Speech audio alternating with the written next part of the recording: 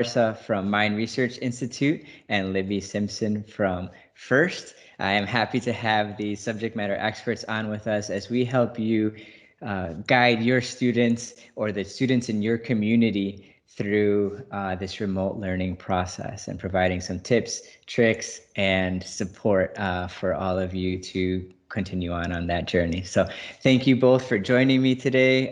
If you could do a quick background on your organization, and then also let's get right into it. How is your organization kind of shifting to support parents during these times? I know that you both organizations have done absolutely incredible things for students, but with the current environment that we're in, that parental support and guidance is so to make sure that the students are still having a enriching learning experience. So Libby, if you could start and share a little bit about FIRST and also how FIRST is helping parents out during these times.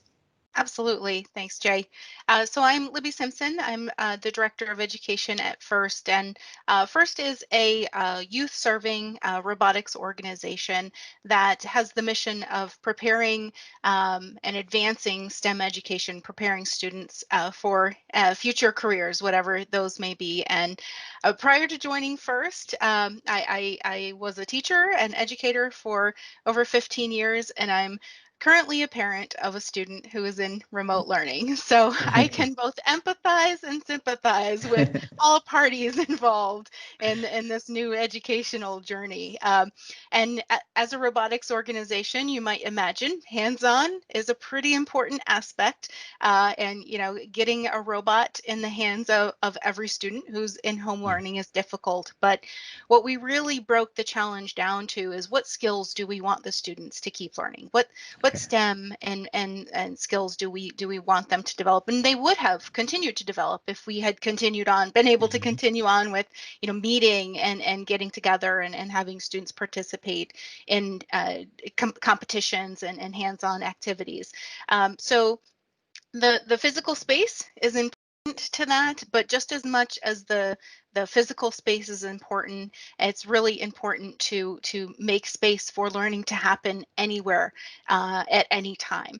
And so in that process, the parents can really serve as the models of the lead learners in those situations where, you know, we can bring STEM to life and think about, you know, what's around us with everyday items. So, you know, we have cardboard, and we have all sorts of sources of cardboard, from toilet paper rolls, paper towel rolls, and we get packages delivered, and there's a whole lot of things that we can call found items. And, you know, taking those found items and turning those into some sort of a problem solving or building challenge.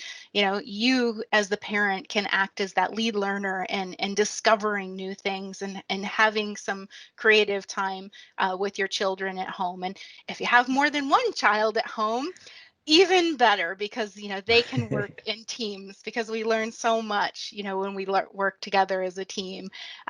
And so that sort of kind of mindset and setting the stage for your students at home, you know, you don't have to have a science lab or robotics lab. You have a kitchen, you have some materials, you have so much access to a lot of ways to engage your children in some sort of STEM activity where they're actively using the concepts that they're learning in class, because that relevance is what really brings academics to life and continues that learning. So it's a lifelong process. Absolutely. I think there's going to be a lack of opportunities to engage with STEM professionals in the same way that students may have had in the past, whether that be company tours or having an engineer come into the classroom and talk about what they're doing.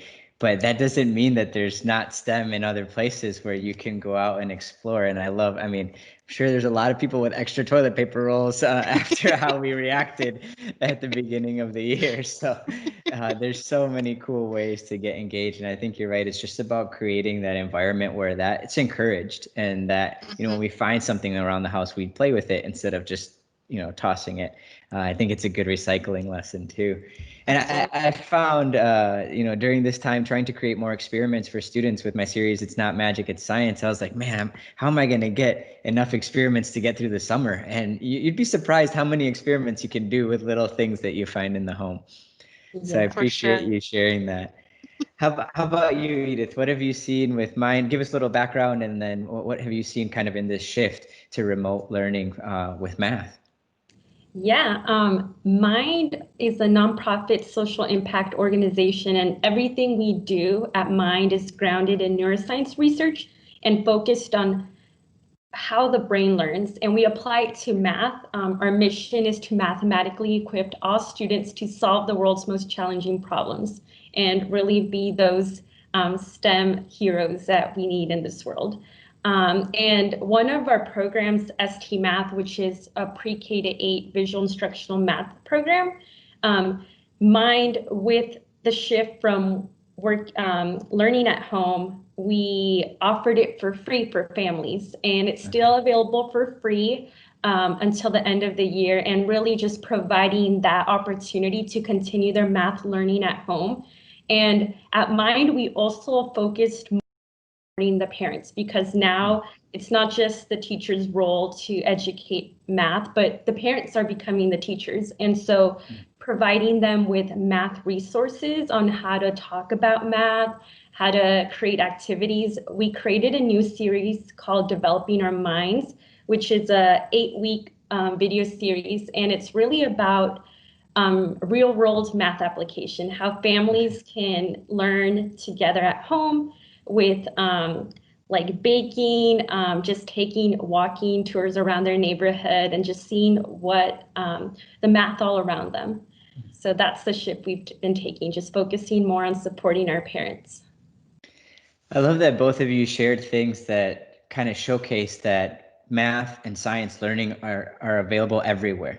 No matter where you're at, there's some STEM that has helped create the things around you. So just being able to point out those examples can be a big step in that learning.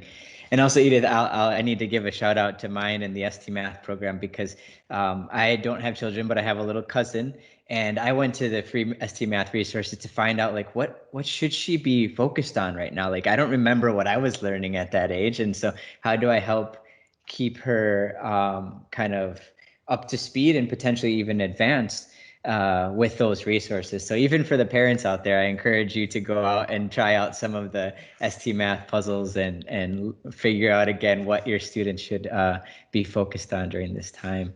Yes, really I fun. actually want to. Yeah, I'd like to stick with you, Edith, on this next topic. And you kind of hinted at some of the parent engagement, and you've both shared some great tips on how you can easily start kind of helping with some fun activities. But what about in terms of like the mindset and creating the right environment for the students to learn in? I know there's a lot of parents out there, some math anxiety, maybe it wasn't their favorite subject, or they didn't see the good real life examples. How can they help their students still feel confident and engaged in this math learning when they may not have been as excited about it themselves? Yeah, I think with regards to math anxiety, I think it's definitely like a mindset and how you talk about math with your student or your child.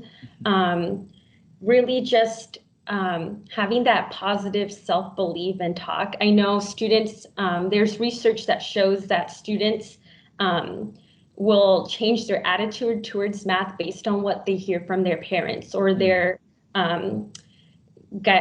parental guide.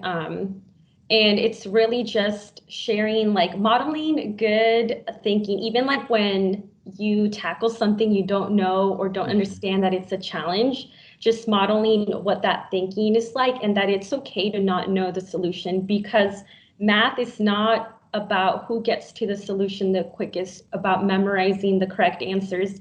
It's about really the learning happens when you're thinking through the problem and visualizing what the solution and testing your answers and really just arriving to the point. And even if you do get it wrong, you can see why and understand.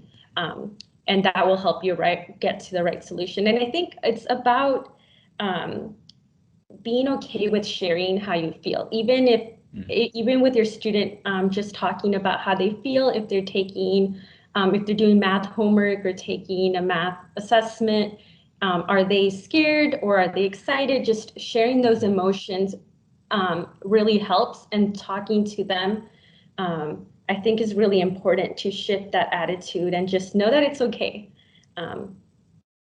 I love that you share that, and that just because it may be challenging doesn't mean that you're bad at it. Just because it's hard doesn't mean that you're not a math person, which I think is such a terrible term. Like everyone is a math person or can be, and can be. Yes. It's the best analogy I share is that when your child is struggling to tie their shoes, right? You don't just hand them a pair of Velcro shoes and be like, "Oh, you're just not a shoe tying person," right? we work with them, and it may be challenging, it may take time, but eventually you're able to kind of bridge that gap, and they're able to tie their own shoes, and they get excited, and then it becomes something that's simple. So right. So let's kind of take that mentality that it may be challenging, but it doesn't mean that the student can't excel in math in the long term.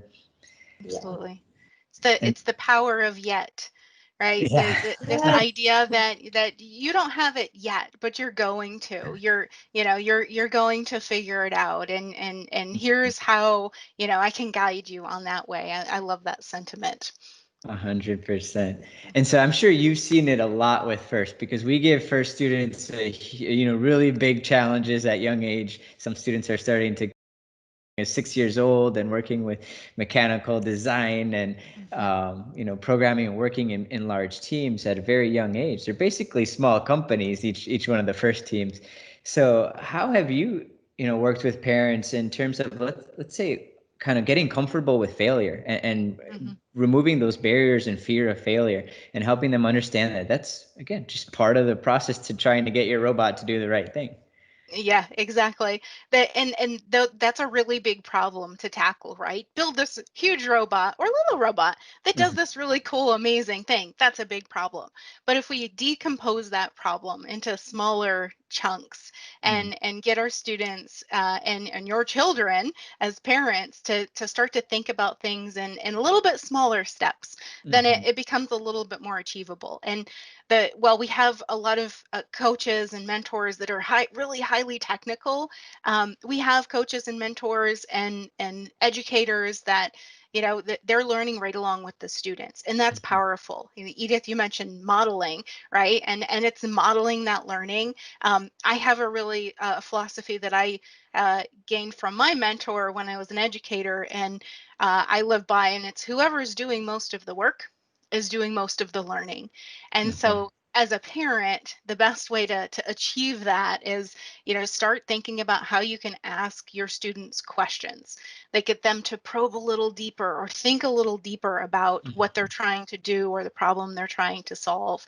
We created a little parents guide on our First at Home website that helps you as a parent look at, what are the roles that I can take on, to help my students learn other than just parent, because it's really difficult. You know how to help and support your student in their learning as a parent when the learning is happening somewhere else, right? And now everything's happening in the home, the parenting, the teaching. I'm the teacher. What is happening here, right? It's all happening in the same space. So giving yourself, some structure. Structure is hugely important to students. And so, having, giving yourself some structure of in your family, how is the learning going to take place, and what is your role in that learning, so that you can take off that coach, mentor, facilitator, teacher hat, and then just be the parent at some other times. But regardless of what role you're playing, like, learning is always happening. Learning is encouraged, and that excitement and fun that can come from, having learning happen all the time, just is something that you'll instill in your children that'll last them a lifetime, hopefully. So they become those lifelong learners, which is what we always want. Absolutely. And I think part of that is helping them see the real life examples for some of the activities that they're working on. Right? I was that student that always asked, why would I ever need to use this again in my life? Yeah.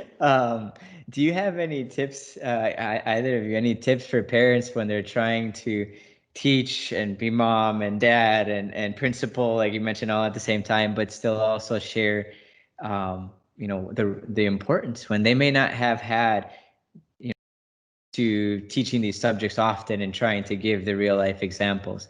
Do you have any ideas or thoughts for them on where to look, or to just, like you said, maybe even just look around your house and try to find examples and resources? We definitely do it first. So when we switched and wanted to look at you know what can we do to keep our community engaged, we actually created a series of free activities. So and we have up to 48 different activities on our First at Home website, and it's separated by age group. So we have everything from pre-K to first grade, and then second grade to fourth grade. So we have it broken up by age appropriate levels. And Excellent. each level has a series of 12 STEM activities and lessons that you might need that toilet paper roll for. A couple of them are cardboard. It's not high tech, but it's rigorous work, right? And it's fun activities that you can do with your children at home. They could you know, do them with a small cohort of students, you know, that are in your neighborhood or something. Mhm. But there's just a lot of ways to access that content, and you can get involved in the learning there. And then also there's that parents guide that we have to Okay. just kind of, you know, guide your students and create that structure for them. And that's all on our First at Home site. So really exciting stuff to be able to continue learning STEM. And it's really good stuff for teachers too. So if you as parents find it and you're like, my kid's whole class should be doing this, it's great because teachers need to be able to have something that give their kids a brain break when they're Yeah. doing, you know, the Zoom meetings, or, you know, they're in remote learning. And so, you know, so teachers might be looking for that sort of content as well. So check it out. Okay. Yeah, I'm gonna have to start saving more of the Amazon boxes that come in all the time. They're the best. Very useful. Yeah, Yeah. for everyone, I invite you to come join and visit mindresearch.org and stmath.com. We have a collection of parent resources, and it's basically just more information about helping your students with math education in general, and even more specific on STMath and how you can get your free access as well. We also have a page of STEM resources, which is free activities for families to do across pre-K through middle school. And really, it's like we have our Math Mind games, which is a storybook games that combine history, mathematics, and literacy in these fun just games that you can print and play at home. Like I mentioned, the Developing Our Math Mind series is really fun. I learned a lot, even working at Mind and watching that series. I feel like I learned a lot, and just what we can do at home, just looking at math all around us. So I invite you to visit our website. Excellent. I appreciate that. So let's go one more time. Edith, for the resources, it's stmath.com, and I believe it's /coronavirus to get the free access. Yes, that's correct. Okay. And that's either for parents if you want to set up for your children individually, and I believe there's also school access. Am I correct? So school access is no longer available for at the free cost, but the parent one is. Yeah. Okay, excellent. And then the Developing Our Math Mind series, as well as another great resource where you can get some quick tips and activities. And then Libby, at First, it is First at Home. Is there a specific link that you can share? Yeah, if you go to First Inspires, all one word, firstinspires.org, that's our main page. So you can find out all about First, and then click on the community tab, and the very first option in the community tab will be the First at Home page, which has that parents guide as well as an educator's guide, some free professional development that we have for parents and educators about using remote learning tools, and then that lesson series that I talked about, and a couple of other really cool sites that we added to our First at Home site that has a lot of other ways to build those STEM skills for students at home. Okay, excellent. Yeah. So for our audience, whether your children want to become engineers or not, I think these two skill sets are very important for their future, whether they're going to have a hardcore mechanical engineering or electrical engineering STEM degree, or if they just want to, be STEM literate and successful in this kind of new era that they're going to be living in, where they're all born talking to Alexa and and engaging with iPhones at the age of 1. My 3-year-old little cousin already knows how to skip ads on YouTube videos. It just blows my mind. Yep. So regardless, 2 great organizations for your children to grab the resources for, and also great resources for you as a parent to make sure you're helping your students thrive during these challenging times for schooling.